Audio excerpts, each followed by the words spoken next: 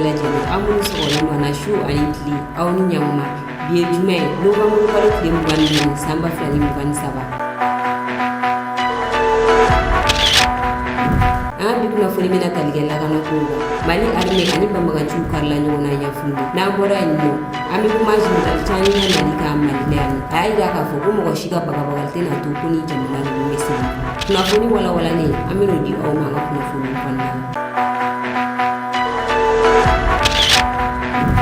bismillah wa flash yan fo wono kunu general chani abole ko malla atemena burkina fe yani akata jabala la niger ina fo aya fo aw nyana tugumna nigeria nga president de la transition ale kunga pangunu chuna ba magoyanno atara kume colonel Assimi Goïta fe ni jamana kuntigi fly nyogonyeke kulwa palais présidentiel konnala o nyogonyé ko fe general chani ay déclaration o déclaration konnala ay kuma bilbile flafo o kuma folo akugo mo shiga baga bagalti na to ni jamana nunu misega sigi ko tugunna ayida ka fo ko olukele nga coup d'état ge Niger ko embargo sigira oluka ko layini ne kunye pression wa sigi oluka sega fanga bla chogo yamina ko ngako mo munye ni embargo sigi ko nyine na ka fo ko ni embargo ko lobe si jamana kono deunima ko sabula ku ye embargo munu sigi ka akolo lobe ga si population nima ko odela alina négociation e anni mo gonu nyogoche ko ngako négociation ko atono motna ge Niger ka ko négociation e mina ge Niger de ga faveur la ko ani fene ko négociation e mi ge ni mo mogo munu Afrika taganya kaduye general chani ayida ka fo fene kalina hundo e malla ko sabula ko fanga nyele makeli ko jamana folo mi bolo bokabu ulu suteni asoro embargo boluga asoro mogo be ka fo fene ku bina militaire la ben kata bi Niger ka ko ode Mali ko Mali ko otige kunu bina Niger ka ku bina Mali ka ko don ko Mali te sigo ka sigi ko laje awo jamana mi sera ka ninke ko ni ka ngata yerola ki ka ngabokota o jamana de la ko ka folike o jamana la ko ka wale ni ma donye shin o jamana diuma ago fene ku gel no ga jakulu munu sigi sano no eta di Sahel ko Mali ka bara fanga ga boni jakulu ko na la kosebe ko wa ko duna na tawla ko fe mini jakulu jen ku be no ujija ko fe on beso wala so be siga bara ke tu yanna aw ni anga jangata general chani ngan kuma nunu nabe ani colonel Assimi Goïta ga nyogoye ko fe kuluba yani akata Burkina. Nous sommes ici pour dire que nous saisissons la portée historique de l'acte que nous avons posé le 16 septembre 2023 et que, avec l'accompagnement des peuples du Burkina, du Mali et du Niger, nous ne faillirons pas. Nous ne reculerons devant aucune menace pour que le peuple qui a placé sa confiance en nous portant le soutien dont nous avons besoin, je disais, pour que nous fassions de ce rêve que ce peuple caressait et caresse soit une réalité absolue. Par rapport à l'embargo, nous allons solliciter une fois de plus le soutien, même si nous savons qu'il est déjà acquis. Mais nous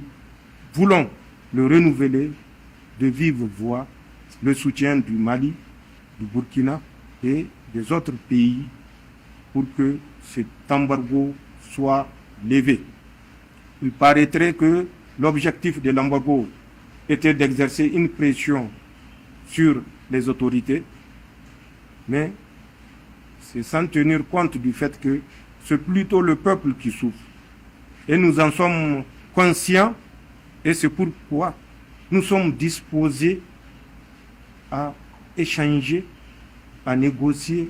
mais à négocier avec des gens qui sont animés de bonne volonté, avec des gens sincères, avec des gens qui ont le souci des peuples africains. C'est une très grande responsabilité. Le Mali a ouvert la voie. Le peuple africain compte sur nous. Je disais africain, pas sahélien. Africain compte sur nous pour montrer que cette voie que nous avons décidé de suivre en toute souveraineté, en marchant de nous-mêmes, sans qu'on ne pense que nous ne pouvons marcher que lorsqu'on nous tient la main, et bien que cette voie de souveraineté soit la voie du salut pour les peuples africains. C'est ça l'objectif de ma visite et c'est ce que j'ai une fois de plus réitéré à son Excellence pour que le Mali, comme il l'a fait, soit aux côtés du Niger en tout temps, pour le bien de nos peuples. Et remercier une fois de plus le peuple malien résilient, digne et souverain.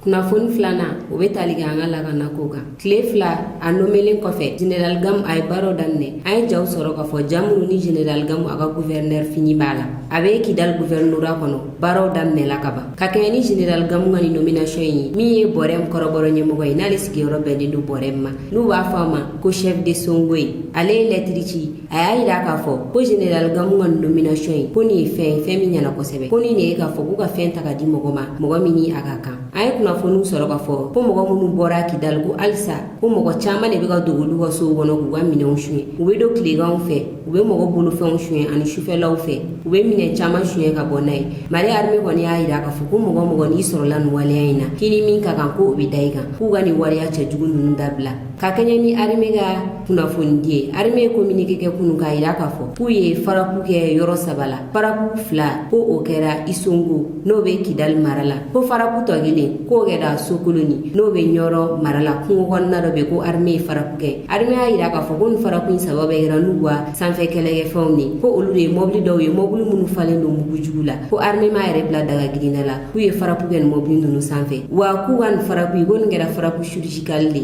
ko faraku in kɛra togo togo ko armée y'a ɲini ten de armée y'a yira k'a fɔ ko nin mɔbili ninnu bɛɛ détruit la ko ka sababu kɛ k'u kun falen don mugujugu de la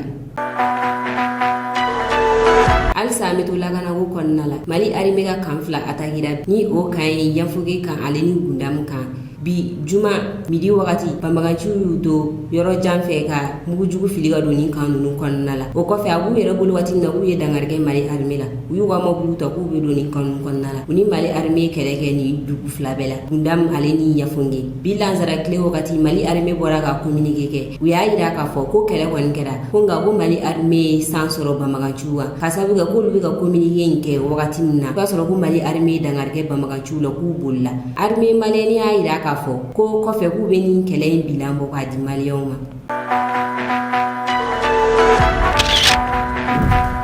kunnafoni sabanan sisan Kidal libere la laɲini ye min ye o de ye k'a fɔ maliyɛn bɛɛ k'a dɔn k'a fɔ ko mɔgɔ ma fisa ni mɔgɔ ye ko bɛɛ ye kelen i mɔgɔ o mɔgɔ k'i ka nafolo bɛ don faso ko la i n'a fɔ kalanko ani sécurité ko k'i k'a bili kunna k'a fɔ ko i tɛ mɔgɔ sanfɛ wa mɔgɔ tɛ i dugu ma nin ye premier ministre Choguel Kokala Mayiga ka kuma ye kunu premier ministre Choguel Kokala Mayiga ye kɛnɛba dɔ datigɛ ni o kɛnɛ in sigilen don an ka seko n'an ka dɔnko kan n'a bɛ f'o ma ko salon Siama o kɛnɛ in kɔnɔna la min ye Burukinabew ka premier ministre ye ale kun bɛ ani ministre 12 wɛrɛ premier ministre Choguel Kokala Mayiga a ye kuma ta nin kɛnɛ in kɔnɔna la a y'a yira a ka discours kɔnɔ k'a fɔ ko maliyɛnw nisɔndiyalen don Burukinabew ka premier ministre bisimilalen ko bi ko Mali kɛra maliyɛnw ta ye ko force internationale minnu tun bɛ Mali la u nana san 30 ni san 40 ka n'u daga sigi maliyɛnw da la ko Mali den sɛbɛw ye olu daga ta ka bɔ maliyɛnw da la Choguel y'a yira k'a fɔ ko nin force ninnu bɛna waati min na k'a sɔrɔ ko banbagaci kɛlɛ bɛ Mali kɔrɔ yan fan dɔrɔn ne fɛ ko mɛ ko bi ko a taara Côte d'Ivoire a taara Burukina a taara Niger ko laɲini mun y'o de ko maliyɛnw ye o de faamuya k'o de y'a to u ye nin force ninnu gɛn ka bɔ Mali la Choguel y'a yira k'a fɔ ko ale bɛ fɛ maliyɛn bɛɛ k'a faamuya k'a fɔ ko maliyɛn si ma fisa ni si ye n ye golofinma ye n ye golojama ye golofinmaw min duguma ko ayi ko o banna ko wa fɛnɛ k'ale bɛ min fɔ an teri Burukinabew ɲɛna ko ala ka kɛ ko san wɛrɛ ko Burukina kana fara Mali kan an ka taa fɛtiba kɛ Kidal k'o de y'ale Choguel ka laɲini aw ni ne an ka jan ka taa premier ministre Choguel Kokala Mayiga ka nin kuma ninnu lamɛn kunu salon Siama la. Il faut que les Africains soient conscients que notre histoire, c'est la nôtre. Nous devons la connaître. Nous sommes un pays de brassage. Aussi longtemps que vous montez dans l'histoire du Mali, chaque groupe ethnique à un moment donné, il était avec les autres pour faire face à l'ennemi. Tout le monde. Nous avons eu des grandes entités étatiques ici. L'Empire du Mali, de Mansa Moussa. Tous les Africains en sont fiers. On dit que c'est l'homme le plus riche de l'humanité. En 1300 et quelques. Il y a des pays qui n'existaient pas. 170 ans après, il y a eu Kankou Moussa. Avant Kankou Moussa, il y avait Soni Alibert. Dans l'armée Soni Alibert, il y avait des contingents composés uniquement de Touaregs,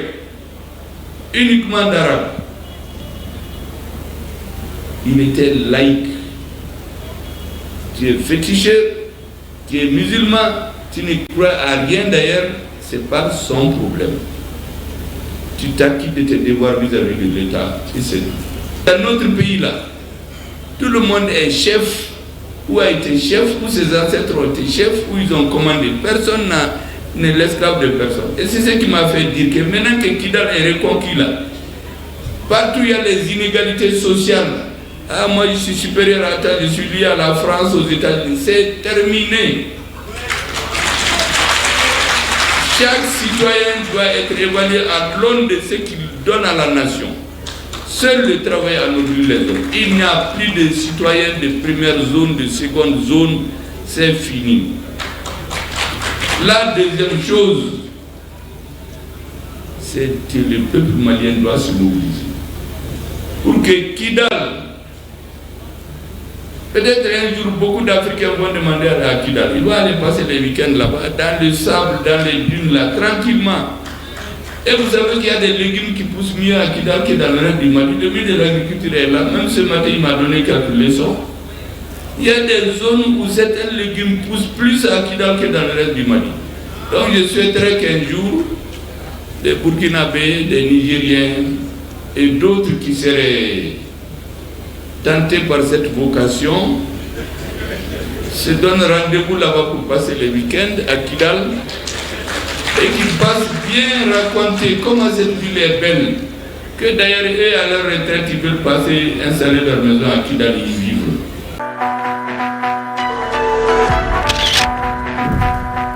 Kunnafoni nanna ningera dabal banko bay sibin ngoro kwa ubulukunu musawara do ka to aga sogono kunu sogoma fintigila ka do nana yoro la kuri kam mashinga ka yoro fangelinci musawara denge boraka be kuma wiyo mine ko datuguma kam mashinga yoro la ka yoro fangelinci nga komisariya bina watin na ni mo nutunna kunu shuro kunnafoni lo willa ka seni musawara bay makani ninga musawara bay ngoni ani nyajibe nyogona ayi da ka fo kale ya ka yoro soro 2009 ko ngani mo munu be nyogona ko papier mbubulu ko 2013 debe o sanfe koni mo ntara na le justice la ko kiri folo kale gaeno la kiri flana fere ko o dajara ale la ko ngaku klala kata na le cour suprême na ko cour suprême décision no bo kale o ida sharia do mogola ko lu ya ida ka fo ko cour suprême décision tane ko re ko yoro flabe anuli ko sabula ko décision tale ko meri yoro flabe anuli nga kunu ni mo ko fole ne willa kunu sogoma tamu sogorba ga yoro fangirinci musogorba ko ni nyaji be nyogona ko ngera sigi nyogo mu yoro lu da do ko ina aw ni nya nga janga ta jan naje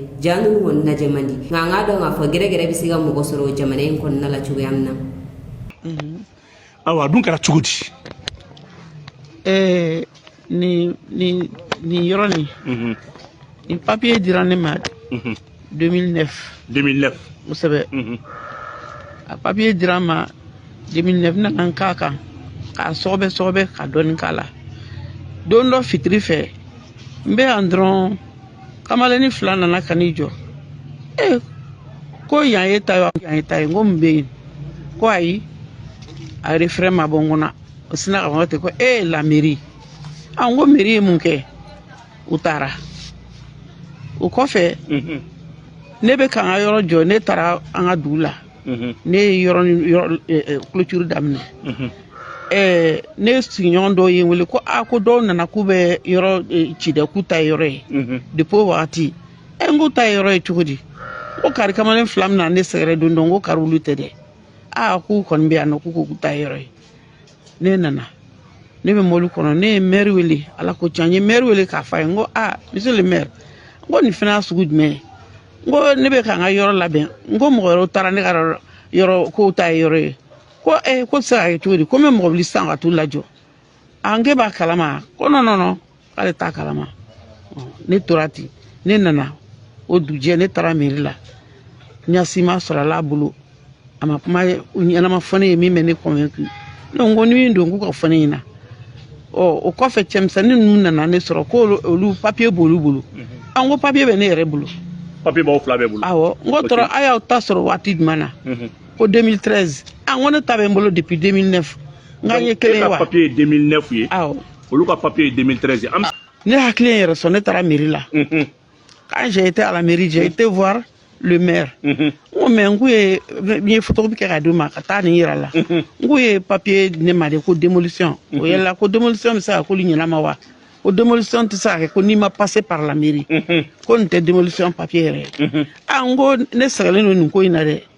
a taara machine na donc arrêt min bɔra nin ko nin y'o de ye awɔ ok awɔ a taara machine na ko mais ko mun démolition ye ko papier dɔw bɔra ale ta éliminelen don ne ta éliminelen don k'a bɛ se ka na baga ne ma cogo di a bi so ci la n sigilen bɛ n bɔra sugu la minɛn san na an ye minɛnw classé n sigilen bɛ sɛbɛnni na dɔrɔn n tulo bɛ so gukan na yan n ko nin ye mankan ye an bɛɛ bolila ka bɔ u ka mais mɔgɔ si ma don ka na f'e na papier filɛ an ye minɛnw ta non du tout o la ICS sina ka bɔ u ka ICS sina ka n'i jɔ ten nɔ k'an nana so ci de la n ko kana so ci la nin cogo la n ko bɛ se ka kɛ cogo di après j'ai vu des gendarmes partout n ko mon Dieu n ka y'aw jɔ an ka minɛnw cɛ ko kuma tɛ yen ni min ko minɛn bɛ cɛ u b'a fɔ kuma tɛ yen ni min ko a bɛ téléphone mɔgɔw commencera ka na ni min ko a bɛ photo ta u b'o ka téléphone minɛ o la f'u kun ko k'u bɛ minɛti don ne ka cɛnin bolo la parce que o kun ko k'a fɔ ale su ko kɛra o cogo la donc aw sigilen dɔrɔn an ɲɛ bɛ machine bɛ ka don so la k'a gulen an ye fankelen de bin ne bɔra binkan de kalama bɛɛ bɔra ko ni mankan bonyara de ne nana k'u sɔrɔ yan o sɔrɔ militaire jɔlen bɛ depuis 8h 8h30 depuis 8h militaire jɔlen bɛ a ka taa ni mɔgɔ 12 ye ayi u nana moto la de militaire nana moto la de kana moto la militaire nana moto la de u mɔgɔ 12 u nana moto la an ka bâtiment min bilen bɛ o tun bɛ yen bon u mɛnna yen ne kɔnna fila ne bɔra n ko so n ko kɔlɔsi bɛ n ko nana ɲininkali ye n ko karisa moi je comprends pas militaire anw fɛ yan yala problème de bɛ attaque dɔ de kɛra fɛn dɔ kɛra ba u ye ne jaabi ko non ko attaque ma kɛ mais en tout cas olu ko nana mission dɔ la bon ne kɔni bɛ yen parce que n sigilen bɛ toujours n b'u lajɛ an b'o la cɛ dɔ nana k'u nugulen don finman a taille man jan ko de Lucien nana ne gɛrɛlu la ko ɲinan ko chef excusez-moi parce que an kɔnna file la an bɛ yan bon villagers bɛ yan bon nin de bɛna ci wa so jumɛn de bɛna ci moi je comprends pas a ye ɲɛfɔli kɛ anw ye sigidala mɔgɔ de ye a ko ne ma nɔ ko so in tɛna ci ko min bɛna ci k'e t'o kalama ko non grand a ka di ne ye ɲɛfɔli ka kan ye donc ma sɔn ka foyi a ma sɔn ka fɔ bon ne y'a ɲininka a ko non ko c'est pas mon problème ko ne ka carte d'accord ne ko ne ka carte villagers man ka carte la yan a ko ne ma sɔn ka ɲɛfɔli kɛ ne ye a ko ne ma mais ani militaire minnu bɛ ɲɔgɔn fɛ militaire dɔw jɔ kɛrɛfɛ ko bon papier min b'a jira k'an ka du ci an nana kun min kama est ce que o bɛ se k'o autorisation jira a ye papier bɔ copie de don cɛ yɛrɛ k'a ma militaire yɛrɛ k'a ma ko mais a mana kɛ cogo cogo Mali papier kan ka kɛ papier signé de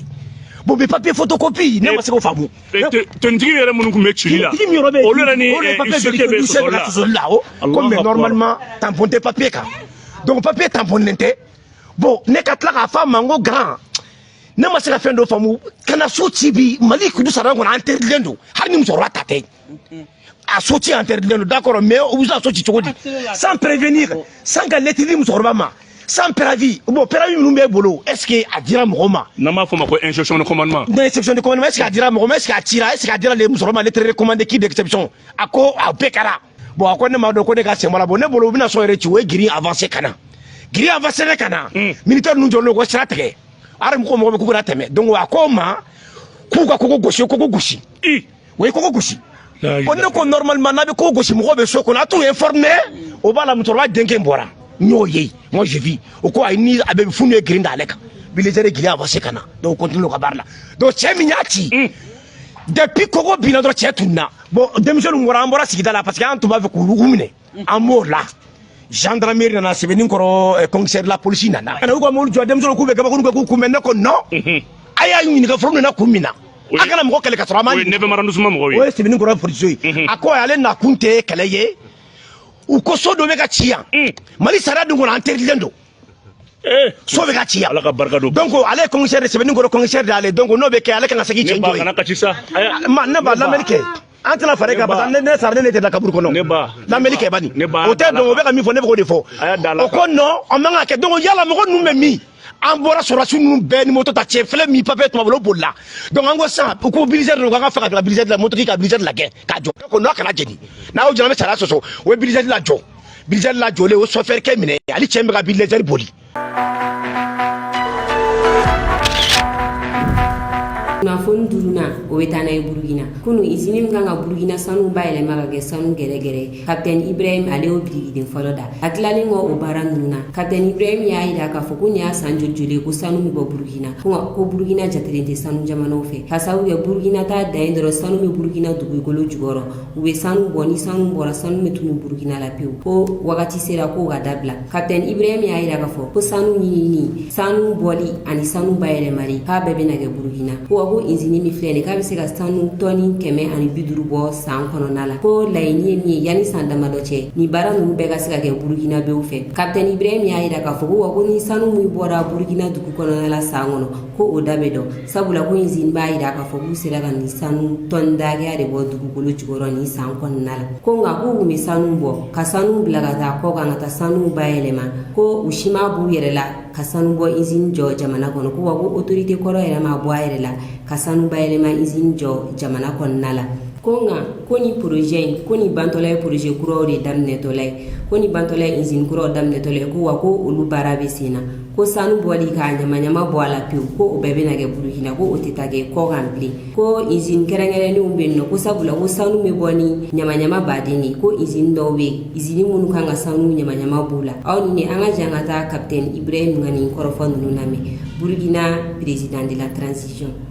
Pendant longtemps, on avait dit que nous n'étions pas un pays producteur d'or, mais depuis un certain temps, l'or est devenu le premier produit d'exportation. Mais nous n'avons pas de contrôle sur l'or, que ce soit la recherche, la production, comme vous avez pu le voir, la raffinerie. Et nous nous sommes posés plein de questions et aujourd'hui, nous avons décidé de mettre toute une chaîne en place. Vous suivez avec l'APEC que nous voulons exploiter l'or nous-mêmes. Et aujourd'hui, nous posons la première pierre de la raffinerie. Il ne s'agira plus pour nous d'amener notre or à l'extérieur pour raffiner. Nous le raffinons sur place. Nous savons quelle est la teneur réelle de l'or brut qui sort. Ça, c'est très important. Et aussi, il faut qu'à travers la SONASPE, nous sommes en train de... C'est une manière d'inviter les orpailleurs locaux pour ramener l'or vers l'intérieur. Parce que la SONASPE est la structure qui va racheter l'or et qu'on puisse raffiner ici. Beaucoup d'or sortent du Burkina Faso de façon frauduleuse et qui contribue d'ailleurs à alimenter le terrorisme. Donc nous invitons les orpailleurs, que ce soit les collecteurs ou autres, de ramener l'or vers la portion centrale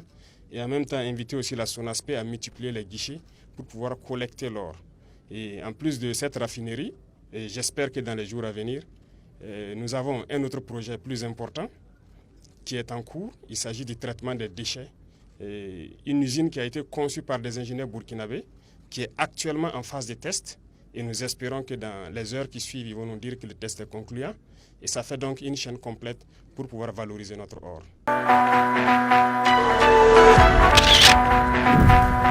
Ni ne ko y'an ka bi kunnafoni ka da aw tulo kan aw ni ce aw ka lamɛnni ɲuman na an ka foli b'an lajɛbaga bɛɛ lajɛlen kɛrɛnkɛrɛnnenya la minnu bɛ k'an lajɛ ka bɔ Espagne aw k'an mɛn wagati wɛrɛ. Mais e ko ko so ci yɛrɛ bɛɛ temps joli wagati joli. Ne bɔra k'u to o y'a sɔrɔ u ye nin bɛɛ daminɛ ka ban